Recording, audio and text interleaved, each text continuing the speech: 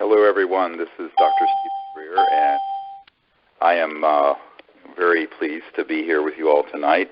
I hope everyone can hear me fine on this conference call for those of you who have donated to the Unacknowledged film. So first, I'd like to thank everyone for your contribution, and there are people all over the world who've made this possible. We have almost 4,000 donors at this point. And what I want to do over the next hour is sort of give everyone an inside glimpse of what's going on and answer some of your questions that have been sent in. There's many more questions than we're going to have time for in the next hour, but we'll try to get to some of them. So first, an update.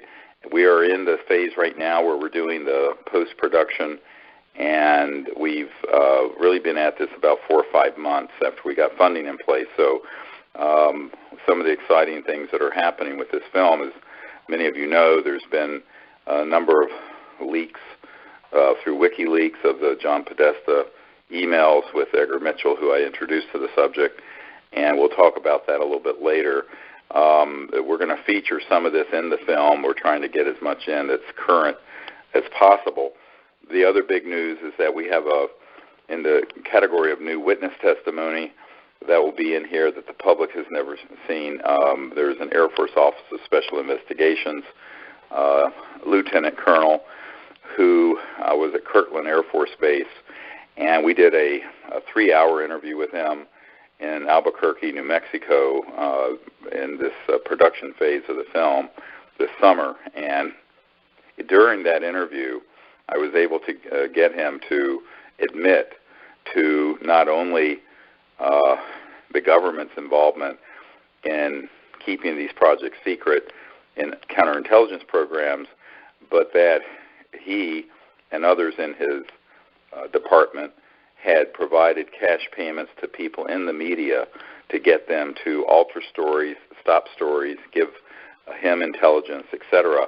And this included national media. So he confirms what we've been saying for years, and that is the corruption of the military-industrial complex with the mainstream media, and the reason the subject has been able to be kept secret is the cooperation of the media. And this is from a guy who's going to be a name, rank, and serial number, and whose credentials are very well established. So that's one data point. We have another witness who is a constitutional attorney who is involved with the Iran-Contra issue, the Pentagon Papers and the New York Times, and also the Silkwood case. And in an interview that I had done with him, he talks about that he was briefed on the fact that there were 43 at that time, this was many years ago in 1990, people in the intelligence community who were on the payroll of the 10 largest media corporations in the world, and they represented the intelligence community to alter stories, to stop stories, etc.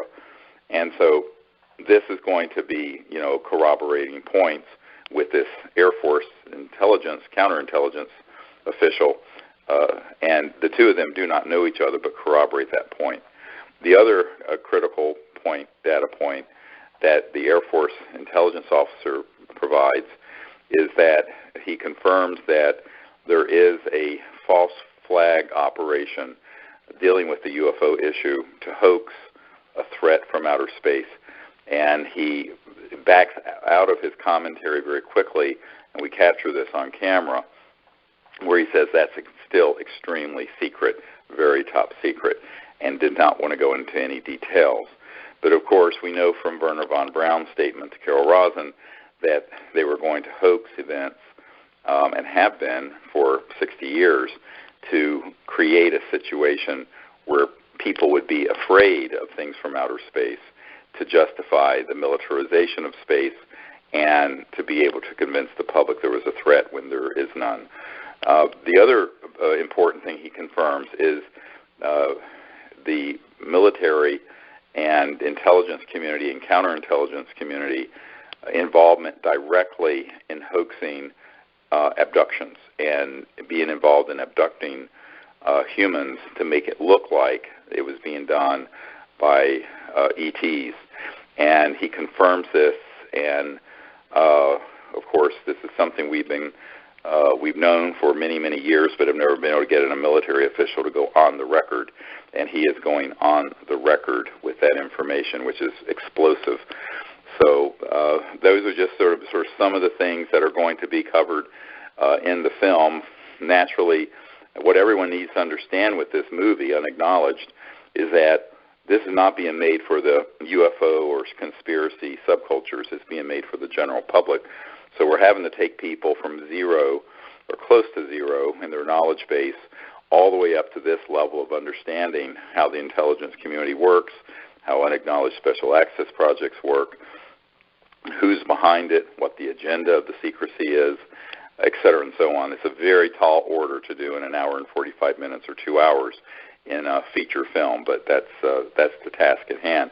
The other big challenge has been going through the thousands of government documents we have and the literally hundreds of hours of military and government officials' testimony and getting the best ones out of all that material to fit into less than a 2-hour film. So it's the mother of all editing challenges, and it's a really huge undertaking to get this archive into a film that would have the effect we want it to have for the general public, again, not for the UFO subculture so much. So that's really what the big task has been over the last 5 months or so, and we're getting it probably towards the finish line in the next, we estimate, 2 months or so. We're hoping that by the first week of December, we will have all the bells and whistles done, the music score, the technical work that has to be done completed. We have a very good post-production house working with the filmmaker and with me to do that, and that's very exciting. I've also just gotten a draft of the movie poster. That's amazing. The outfit doing the movie poster that many of you will receive is the same outfit that did The Revenant with Leonardo DiCaprio and does most of the films that Hanks is in, and a lot of other huge Oscar-winning blockbuster movies. And they're doing this poster and artwork for this film. And there's another group that's very large that's done Oscar-winning movies that's going to do a trailer for it, so that when it comes out, it will be really noted in the public and in the critical media. The plan, just so people get a sense of our timeline, is to try to wrap up the actual film itself and all the post-production work by the first week of December, get it to the Orchard, which is a big mainstream distribution outfit, which many of you may have heard, has agreed to distribute the film, which in and of itself is a huge accomplishment. Took about 6 months of negotiating to get them to agree to that.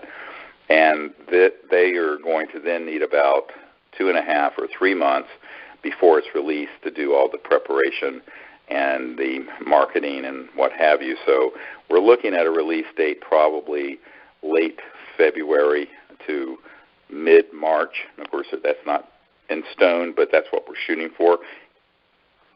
Could be a little earlier, but this is still in development.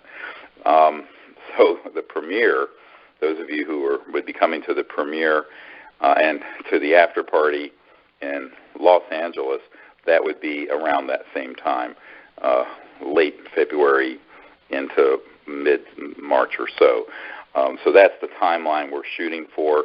It means that we would have done from concept to completion and release all of this in less than 11 months, which is quite fast and furious.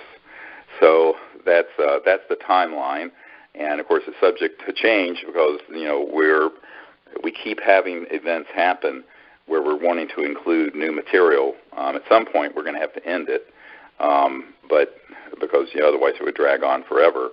But we know that there are probably more WikiLeaks emails coming and information We're waiting to see if we can obtain more information on John Podesta and the Clinton campaign's involvement. And we already have that in the film because, as most of you know, I put together the briefing for President Obama that went to him via John Podesta, and that John Podesta, the chairman of Hillary Clinton's campaign, had been the chief of staff for Bill Clinton and got very involved in what we were doing with Project Starlight prior to the Disclosure Project in 2001, when we were providing information to the Clinton administration, which was too intimidated to push on the issue, and as you all know, failed to do anything about it. About a year ago, John Podesta, when he left the Obama administration, stated publicly that is the biggest, disappointment of being in government all these years is not being able to affect UFO disclosure. And, of course, many people thought he was joking until you went back to 2002 and saw the press conference he did after the Disclosure Project news conference in 2001, where he is talking very openly about the fact that this needs to be opened up and the secrecy ended. So that's sort of, an evolving story. There may be more confirmatory emails that come out through this WikiLeaks event. We don't know, but we're, staying tuned for that. And as most of you know, we just sent out an update about that today to bring everyone up to speed on the history of how all this has evolved since between 1993 and 2016 with our involvement with that. And that's the other thing that is very exciting that's happening is that the distributor is going to engage or has already engaged a big PR firm, and they when they announced that they had acquired the distribution of the film, The Orchard, that story was covered in a lot of mainstream media and websites, as well as in the Hollywood Reporter and elsewhere. So we're hoping that over the next 3 months or so, as the film gets to completion and we begin to have a target date for its release, we'll do more of that, because our objective is to educate the public on the fundamental truth that we're not alone in the universe, that we're being visited, that there are unacknowledged special access projects being run illegally, and that that there is a deep agenda that's been going on since the 50s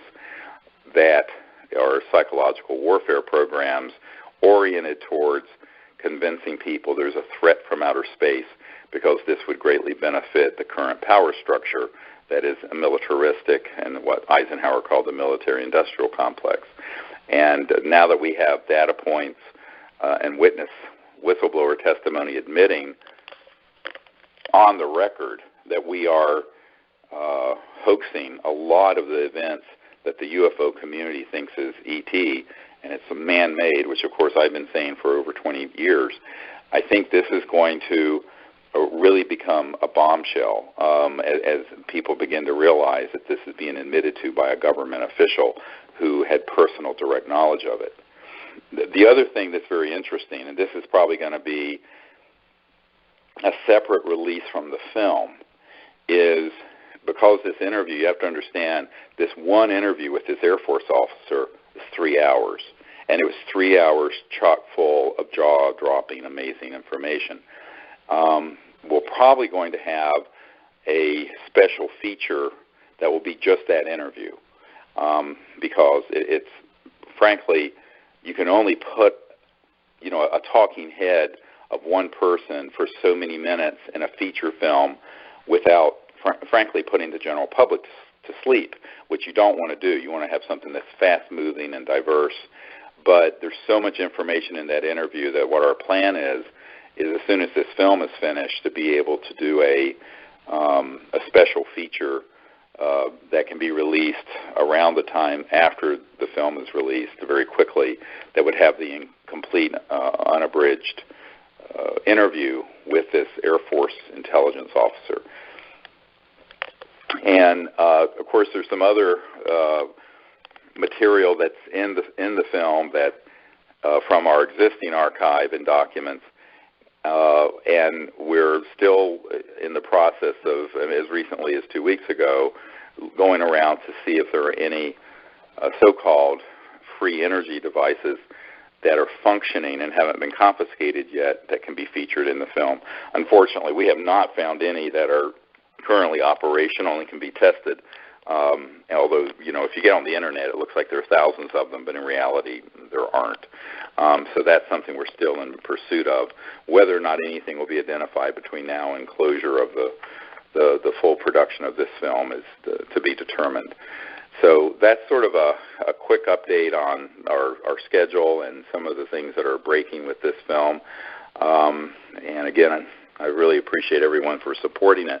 We're going to close the crowdfunding incentive gift program on October 20th. So if you know of anyone who wants to continue to support what we're doing, who wants to receive the incentive gifts, they should do so before October 20th, which of course is in 8 days. And after that, we'll still, certainly welcome people's contributions, but at some point we have to close out the incentive program just so we can begin to fulfill those items as we are with this phone call tonight. The other thing that I'd like for people to understand is that the film has not gotten, we have not licensed the theatrical release yet. So one of the things we're going to do as soon as the film is completed so that it can be put in front of distribution is to look at possibly having it as a theatrical release, meaning in movie theaters. That has not been even begun in terms of putting it in front of people yet. The Orchard is doing the digital and download to own, video on demand, Netflix, those kinds of systems, as opposed to, say, movie theaters. So the movie theater, which is called theatrical release, is still pending. We have some leads to some folks who could possibly help with that. We may do it as a guerrilla process, meaning a grassroots process, where theaters are engaged and it's a special showing as opposed to a big theatrical release company. That's all going to be looked at probably between December and January, mid-January, because you really can't get a big theatrical distribution firm involved until the film is pretty much completed and they can see what it's going to look like. We are fortunate that the Orchard has agreed to distribute the film because it turns out that the head of the Orchard, which is a division of Sony, has been a follower of our work and a very big supporter of the Disclosure Project, which I didn't know until I met with them this summer. So that's we're really fortunate. Usually an independent film like this cannot get a mainstream big distributor like the Orchard to pick it up, and we were able to do it, and which is the whole point of this exercise, as you all know, is to disclose the facts to the largest possible audience, and that's what our objective is, and this is going to help us do that. So I wanted to get to some of the other points people have asked about. Just came in to my production assistant. Most of you have been in touch with Maggie on some of these questions, and I want to go through some of them. And before I get too far into them, because some of them relate to an event that we're going to be doing in Las Vegas on November 13th. So I want everyone listening to understand there's a special webinar as well as in-person event happening at the UNLV, ironically, where the next presidential debate is happening, but a few weeks later on Sunday, November 13th from 7 p.m. till 10 p.m.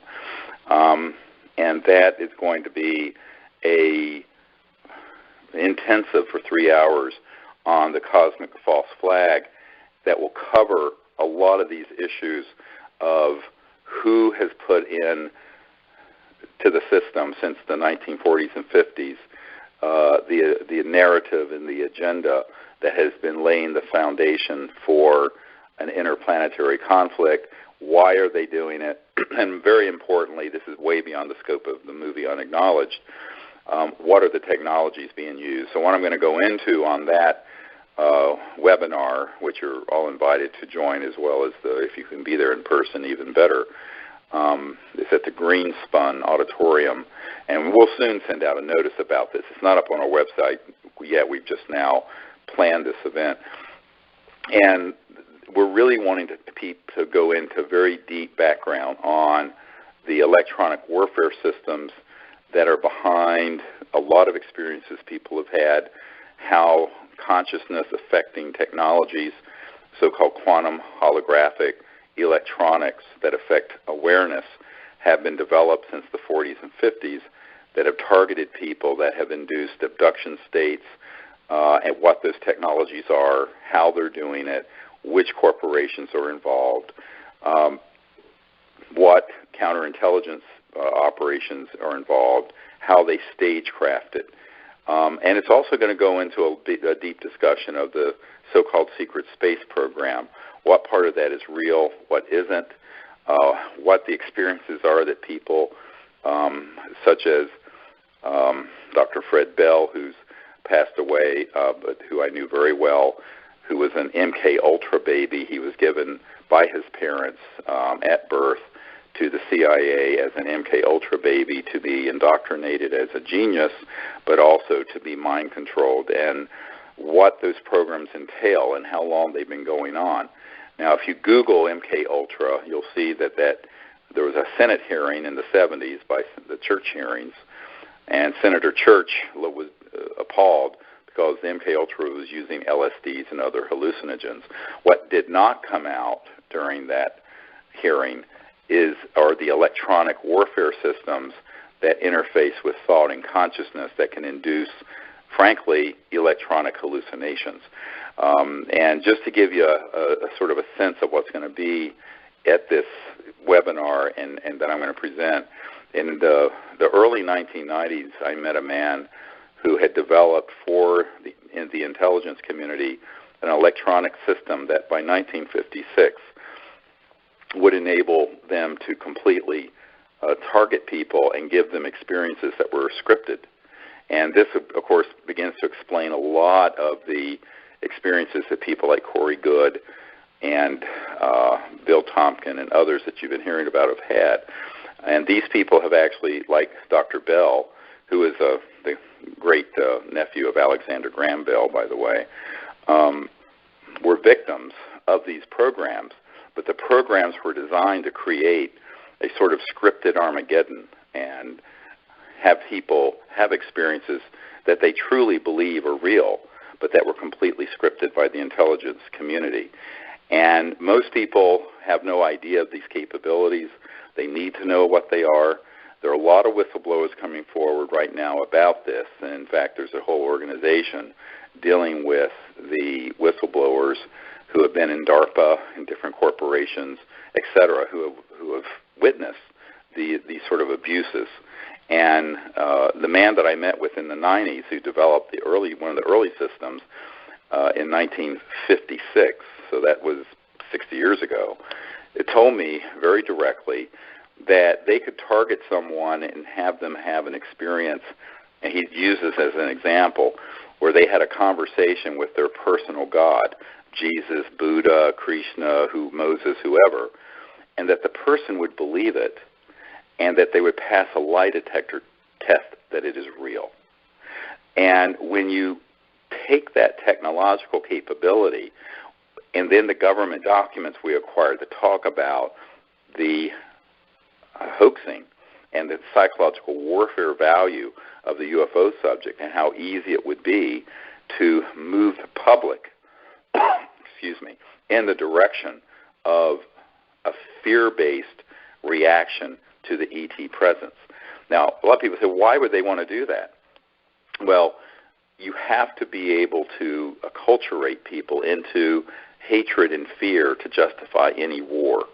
And so something this large, as Wernher von Braun said, they went through this whole period after World War II. The first there would be the Cold War, then there would be nations of concern, and then there'd be global terrorism, which, by the way, we talked about before 9/11, and then there would be the threat from outer space. And the big one they would play would be the quote-unquote alien threat. Now, remember, this was planned in the 50s and was hatched. So it's been over 60 years that they have been developing this narrative.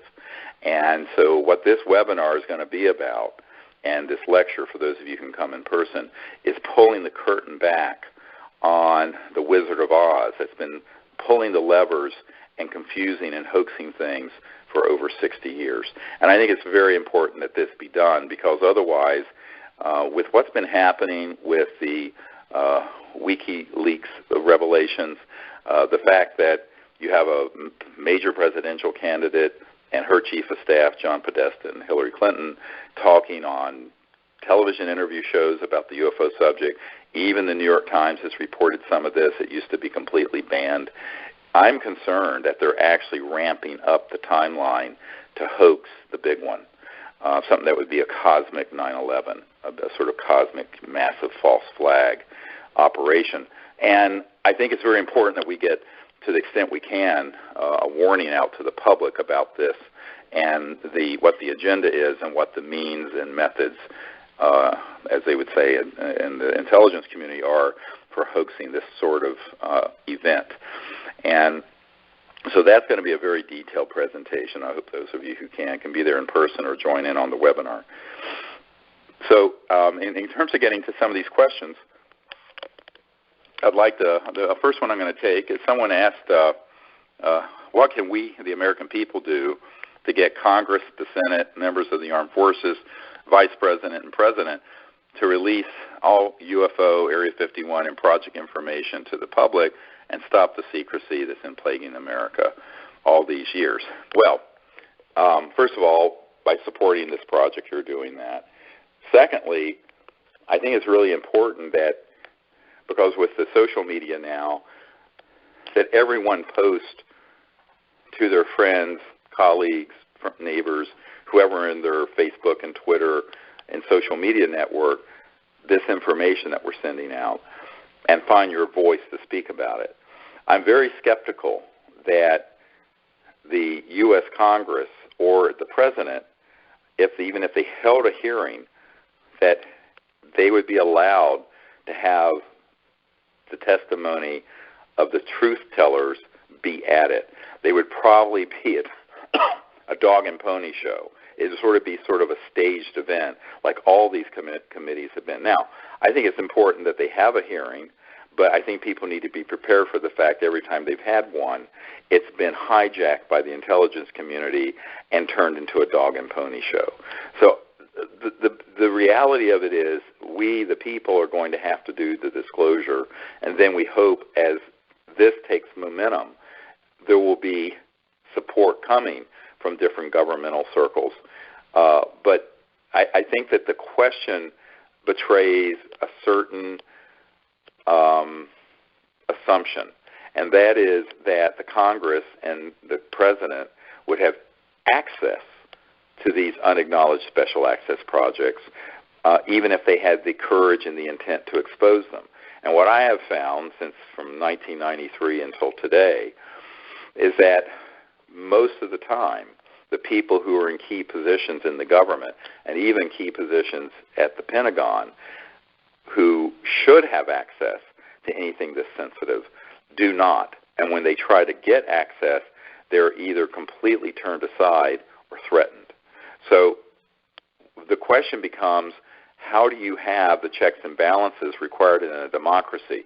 This gets to the whole concept of an ongoing campaign, which we've been engaged with for many, many years, to have whistleblowers come forward from the intelligence community, like this Air Force fellow, and the others who have come forward, people who can get us documents, material, information that's credible, and put it in front of the public. The official capacity of people in the government, what's been interesting to me is that when you meet with these guys and women, I would say that with a rare exception, they know much less about this issue than any of you listening do. And if they try to get their staff to inquire, including the president, they're basically lied to. And this is also the case at people at the Pentagon that I've met with. I've met with generals and admirals at the Pentagon, very senior positions, who were not part of this cabal and secrecy, who, when they made inquiries, were flat out told nothing's going on, or were told, yes, there's an operation here, because I would give them a document with the project code name or code number on it, and they would say, but you don't have a need to know. This happened to Admiral Tom Wilson, who is the head of intelligence for the Joint Chiefs of Staff. It happened to the head of the Defense Intelligence Agency, which is nearly as big as the CIA, but is the Pentagon's intelligence entity. It happened to many, many people I've met with in the Pentagon and in the Senate and House. So I think that people need to understand that even when there are good people who have tried to get to the bottom of this, and they're lied to, and in some cases they're threatened. So this means that it has to be the citizens of the country here and also overseas, those of you listening from the UK, Australia, Russia, need to find people who will come forward as legitimate, credible whistleblowers and step forward and do this. And I think that that is pretty much the only way this is going to happen. And with the alternative media we have now, the social media, YouTube, what have you, we have the ability to reach enormous numbers of people that were not reachable in the past. And so that's something everyone can do, and it's mainly networking. It's sort of like being an ambassador for this kind of disclosure effort in your own communities and in your own sphere, because I think if you begin to talk about this issue, and I do this all the time, I'll be flying on a plane and someone will say, oh, where are you going, what are you doing? I'll just tell them. And they'll go, well, that's interesting. I knew someone, blah, blah, blah. And it was like, it's all networking. So that kind of network building is something every single person on this phone call can do. So that's sort of one way of understanding this. Meanwhile, we can all hope that people who are in a legitimate, or allegedly, I should say, legitimate power in the government will do the right thing at some point. But having witnessed this for 23 years, the foot dragging and the politicians, let's just say I'm not holding my breath. I think it's very important that we continue to do this as an independent activist group of people for disclosure. So the next question is related to what I started to talk about the webinar, and that is, do we have a current secret space program operational near Earth or in deep space using advanced propulsion technologies? Yes, we do. Is it in deep space? That I'm not convinced of. I think, there's a wonderful Red Hot Chili Peppers song, and it says, space is made in a Hollywood basement. It's one of the verses. It's quite funny, actually. And there's a lot of truth to that. So what I'm saying here is that we have had gravity control when we inherited the scientists from the Third Reich and Adolf Hitler in the 40s, Operation Paperclip, and people like Werner von Braun and Hermann Oberth and others came over. We inherited their state-of-the-art with electronic systems that cause so-called anti-gravity. Those were studied and then development at the time that we downed, it turns out, confirmed now by this Air Force intelligence officer, 3 ET craft near Roswell. Now, that was a deliberate downing using a scalar electromagnetic weapon system that appeared to be in a radar dome, but it wasn't. And the reason they knew they were going to be there is that there had been ET craft observing all the atomic bomb blasts up from 45 through 47. And they knew that there would be ET craft in that area because at that time Roswell was the only nuclear bomb squadron in the world. So they switched this thing on. It affected the field propulsion of those craft. They crashed. The study of those objects combined with the work that had been done by T. Townsend Brown starting in the late 20s and 30s and 40s, and that had also been picked up by the Germans during World War II, which, by the way, their secret weapon was not the atomic bomb, it was this anti-gravity system.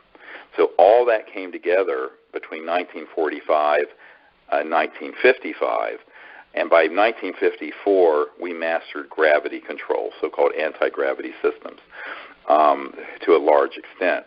And so we began to utilize that, and the really sad thing about the conventional space program, and this is also true of Elon Musk with SpaceX and Richard Branson with Virgin Galactic, and you have all these things going up and exploding and using explosive propulsion. It's basically a Chinese rocket that's thousands of years old with a whole lot more power, and they're very dangerous, and they destroy the upper atmosphere and stratosphere, and we don't need them. And we haven't needed them since the 50s. But they want to keep those technologies secret, and so there is a clandestine, covert use of them where they do go to the moon and they do go to probably some of the areas near Earth. My understanding, and this is at odds with what a lot of the mythology that you hear out there from, I think, people who have been given programming on this issue, such as Corey Goode, I'm skeptical that they're allowed to go too far out into space, because every credible person with firsthand knowledge I've spoken to has said that because we are viewed as a violent civilization, as Michio Kaku would say, we're not a level 1 civilization, which is the hallmark of which is living peacefully together and not destroying our biosphere. We're a level 0 civilization. So a level 0 civilization with nuclear bombs and weapon systems are not looked upon in a very welcoming way too far out into space. And so it's my understanding that we have had limitations placed on our ability to go there with spacecraft. Now, when you deal with consciousness assisting technologies and the ability to take someone and with these electronics have them go out and see things in space, they may be able to see things that are real, they may be programmed to see things that are false. And this is where you have to be very careful with the rumor mill of things that you see on Gaia TV and on the other networks that are out there, and the mythology that's built up, because frankly, I see a lot of that as disinformation that is part of this long-term 60-year narrative to lay the foundation for there being sort of a cowboys and Indians, good guys and bad guys in outer space, that we need to, as Ronald Reagan said, unite the world against an alien threat. And when Reagan said that, by the way, it was shortly after a man that I knew, a Colonel Holman, who's passed away, had done a briefing to get, he was an Air Force guy, to get the President's team to support SDI, the Strategic Defense Initiative, or Star Wars, to put weapons in space. And what they were doing actually is getting a lot of funding that went through the back door of sort of brilliant pebbles and other silly systems that never, those were just window dressing. And they were going into these black projects, these unacknowledged special access projects, and the USAPs were taking that funding and expanding their ability to target ET spacecraft when they step down into linear space-time from transdimensional, hyperdimensional space-time. So that's what people need to understand. Reagan was manipulated into saying that at the United Nations when he said, wouldn't our job of creating world peace be easier if we had a common alien threat to unite against? And I think this narrative, which goes back, as I mentioned, to the 40s and 50s, was the big battle that took place between people like Secretary Forrestal and Eisenhower on the one end during the 50s, who wanted to denuclearize, have open contact, and move forward. And Jack Kennedy wanted to do the same thing. And the military-industrial complex, which outmaneuvered Eisenhower and outmaneuvered and eventually killed Forrestal, to ensure that this other agenda went forward, which is what we're living through right now. And I think when you look at the capabilities, yes, they are there. To what extent they've been deployed, I'm a bit agnostic about that. But certainly when Ben Rich, the head of the Lockheed Skunk Works, said to Jan Harzan, who's a very good friend of mine and is the head of MUFON International, but at the time was an engineer for IBM, and two other people on my team, the head of Lockheed Skunk Works, the super secret research and development part of Lockheed Martin Aerospace, Ben Rich said, well, he said several things, but one of the things he said is, we already have the means to take ET home. In other words, that we have developed interstellar capabilities. Now, he did not say we've been allowed to go that far out there with it. So the question is, yes, we have a secret space program. Yes, we have anti-gravity. Yes, we have the physics for transdimensional, faster than the speed of light, so-called teleportation and what have you. The question is to what extent it has been used and allowed to be used by interstellar civilizations that are trying to contain what they view as an existential threat because humans have not become peaceful. I think that begins to be the bigger and deeper question that nobody ever addresses.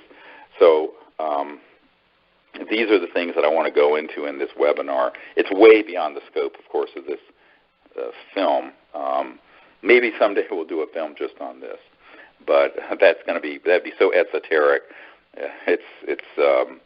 If what we're doing with Unacknowledged is to get the facts of the most salient facts out to the widest possible audience, what we're talking about right now would be something that would have to be a couple steps down the road in terms of people being able to even understand what it is we're referring to.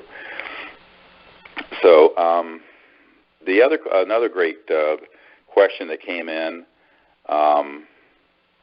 was, can you clarify for us the issue of whether all ETs are interdimensional, or are they, could there be the so-called grays that are actual real ETs in addition to the PLMs that are man-made, the program life forms, I think they meant, and made to look like the grays.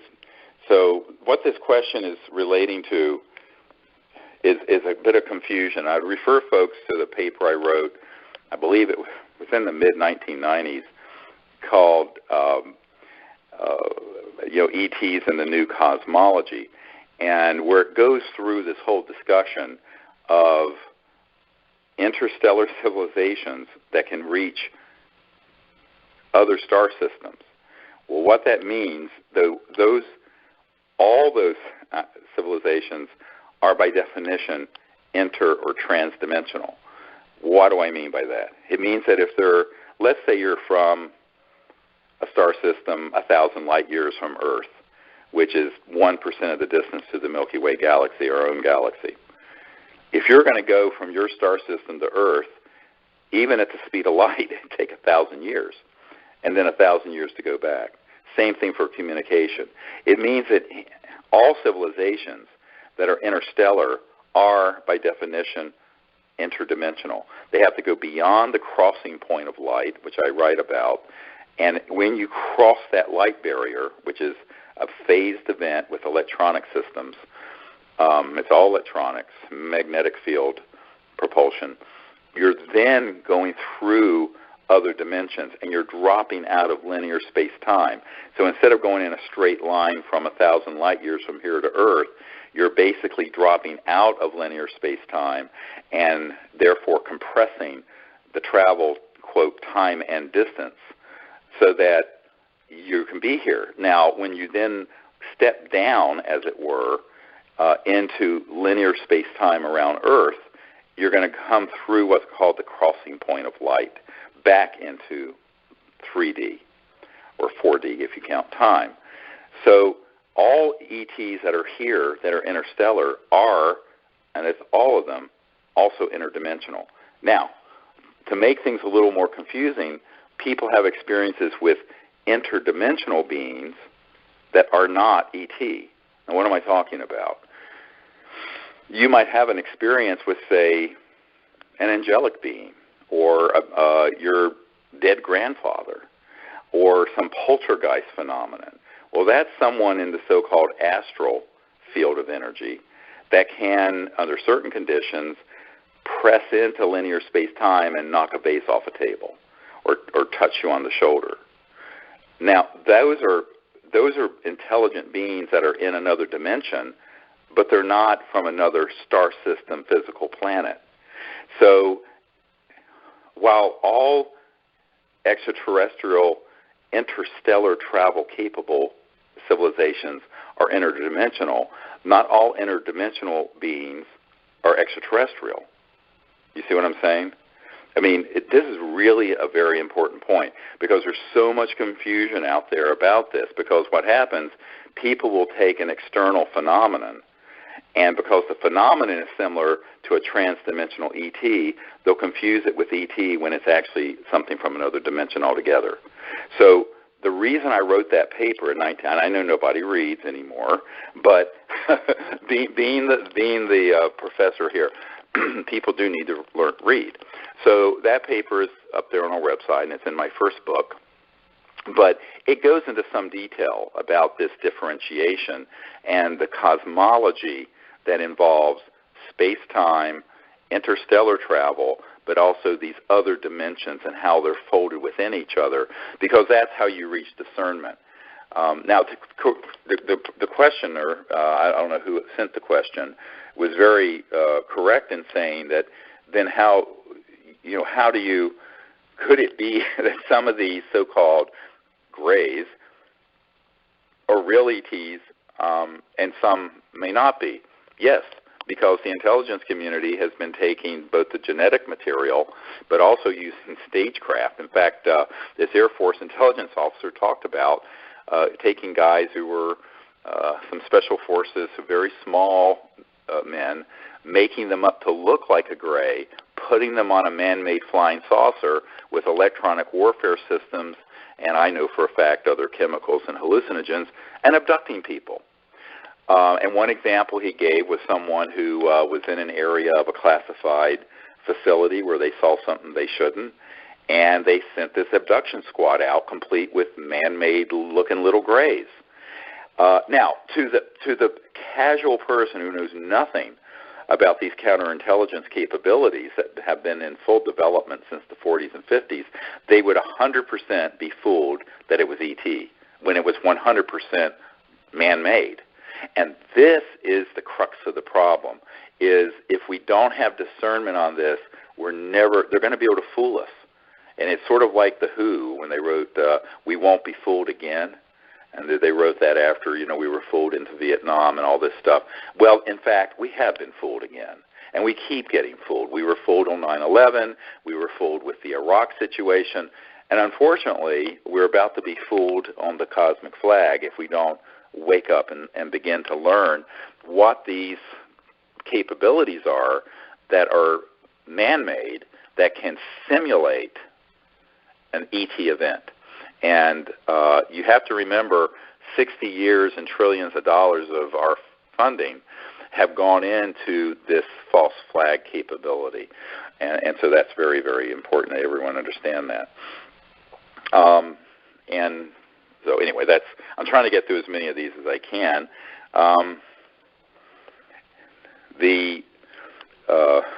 Another very good question is, how would you protect inventors in case they approach you with their technology? Will open sourcing it be enough? And what are the implications of this, referring to the previous questions we've been discussing? Well, here's the problem. It's not enough just to open source it. You also have to have a massive public profile. One of my frustrations, I was just on the phone 3 weeks ago maybe with a man in Arizona who has a astounding over Unity system. He wants to keep it secret. He thinks he's going to put it in megawatt power plants in Alaska and Africa, funded by one of the oil emirates. No one will know about it because he's so clever, and it'll save the world. Now, I probably have met several hundred genius inventors like that who strategically are so far off the mark. And by the way, every single one of them have been either assassinated, bought out, or the plan has failed. So you have to combine not only open sourcing the technology, pushing it out so it can't be seized, but you have to combine that with a public disclosure initiative that makes the knowledge a household fact. You have to have it streamed on the internet. You have to have Facebook and Twitter and Mark Zuckerberg and everyone else getting behind it. You have to do. So if someone said, here's a device and $100 million to get it from the prototype to something to run your house, I say thank you very much. $20 million can go into R&D. $80 million needs to go into public education disclosure of it and getting at least 2 billion people on the planet aware that it exists. Because if you don't, A, you're a dead man. B, it will be shut down and fall into obscurity. C, it will be absconded, and it'll be the tree. Someone will steal it in the intelligence community, or a big corporation will buy it out, and it will be the tree that fell in the woods that nobody heard. And that is what's been happening for decades. The obscurity around these technologies is their Achilles heel. It's why they're able to successfully shut them down. As all of you know, well, most of you know, back a few years ago, the energy part of our research effort, the Orion Project, was very close to acquiring the Stan Meyer archive.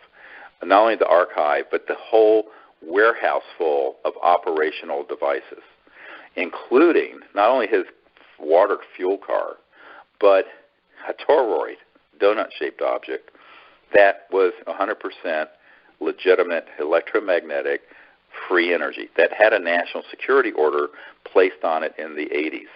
Now, it was sitting in this warehouse. There was an engineering group from Michigan that had millions behind them. We only had a couple 100,000. They ended up getting the technology. I said at the time in public interviews that if they don't disclose it publicly and get the public, and I mean 1 billion or 2 people aware of it, they will probably be assassinated. Fast forward 3 or 4 years, I get a hysterical call from a man in the British Isles, Lord, I'm not going to say his name, and he says, look, I was the guy behind that engineering group in Michigan acquiring the Stan Meyer technologies.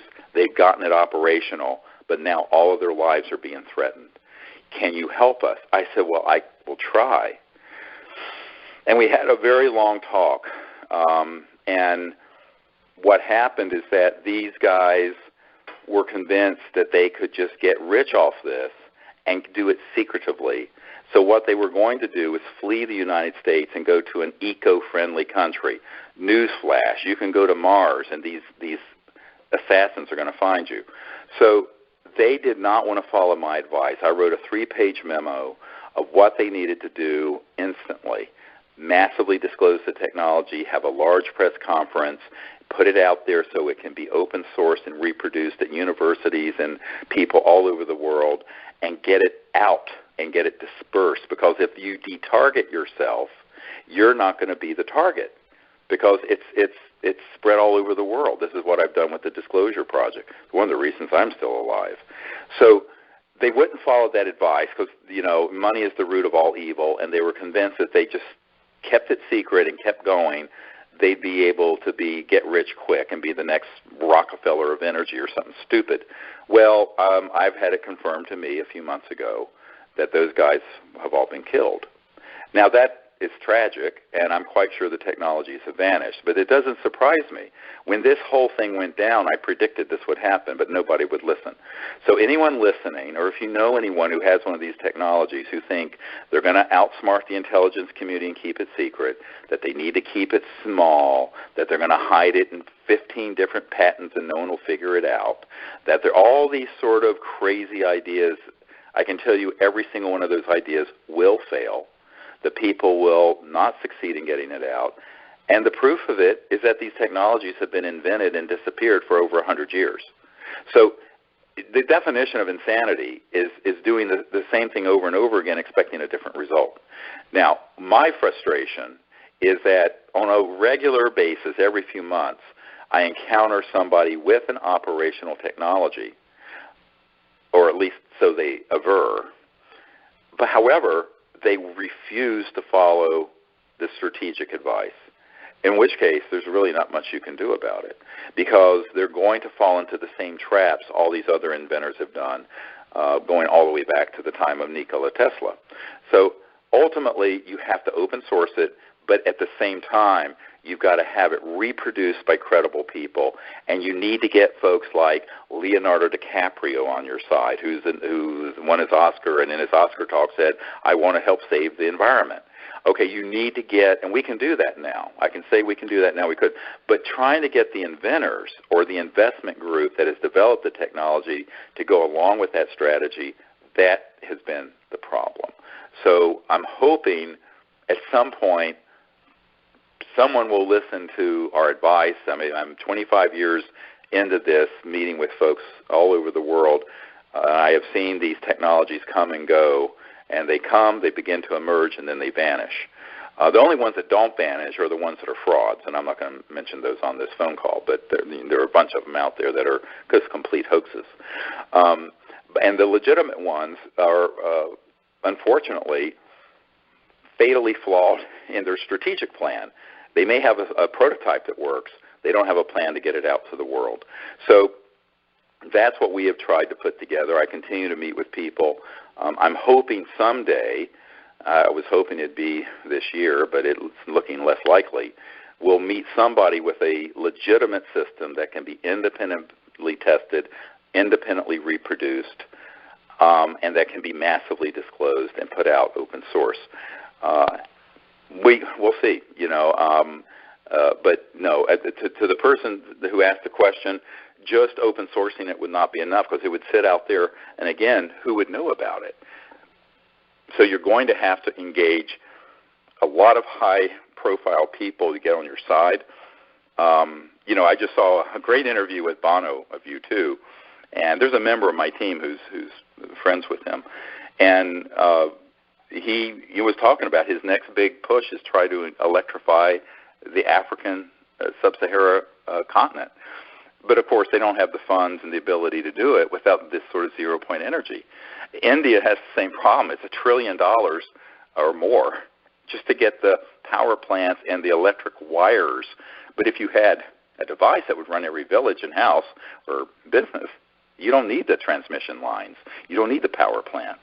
So this is something that we need to put together. But ultimately, those kind of people don't want to hear an urban myth. They want to see an operational prototype. So my job has been to try to get someone with an operational prototype that will cooperate with the strategy. And that's a very difficult thing to do, because the strategy is very unconventional. It's not what is normally done with technologies. And it certainly isn't done in venture capital, what I call the money whores, who are, of course, a big part of the problem. They want everything to be secret. But, of course, you can do that with a new iPhone. You can't do it with something as explosive as a free energy device.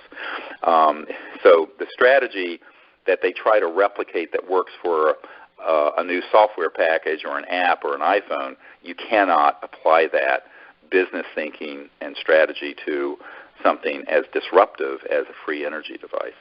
So that's what we've been trying to advise people. And so far, nobody with a legitimate devices accepted our advice, so that's where we are. So that's those are some of the things that have come in. I know it's almost an hour. I hope this is a quick hour through a lot of issues. I hope it's been helpful and useful to people. This is really an exciting time. I want to thank everyone again for your support all over the world. It's really been touching. I mean, the donations have been from $5 to $111,000 on this project, and we're now pushing $650,000, which is going to make us one of the top crowdfunded independent projects in the world for a film. I also want to tell you that the book I talked to Steve Alton today, who's going to collaborate with me on the book. We hope the book will come out around the same time as the film. It may be a little bit later, but we're hoping right now it can be around the same time in late February or March. So I'm hoping by the early January we'll have that book completed, and that also is a massive undertaking. I don't talk about it as much as the film, but it's, you're talking thousands of pages of top secret witness transcripts and government documents being boiled down to a 400-page book. I mean, it's an enormous undertaking, but that's another project I'll be working on more heavily as this film begins to get wrapped up. So again, I'd like to wish everyone a good night and thank you for your support. If you want to continue to support us or know people who do, we're going to keep the crowdfunding incentive program going until October 20th. And if those of you who can join me at UNLV on November 13th from 7 to 10 p.m. at the Greenspun Auditorium, I hope to see you there. And you'll soon be getting an email from us about the full details of that, as well as the webinar for those of you who can't be there in person. All right, thank you so much, and have a good night. Bye-bye.